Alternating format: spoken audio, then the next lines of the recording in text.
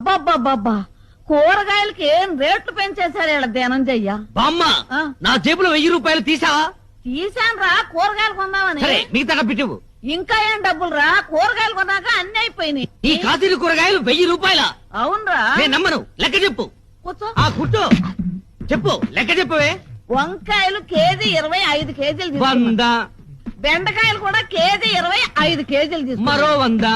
కాకరకాయలు దోసకాయలు ఇంకొక 100. 300. ఇక పోతే బీరకాయ 70 రూపాయలు. ఏంటి బీరకాయలు కేజీ 70 రూపాయల?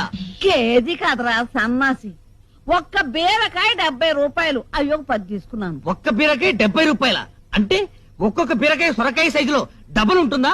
అబ్బే అంత ఎక్కడరా. ఆ, తినే బీరకాయలు కాదా బామ్మ? తాగే బీరకాయలు తెచ్చావా?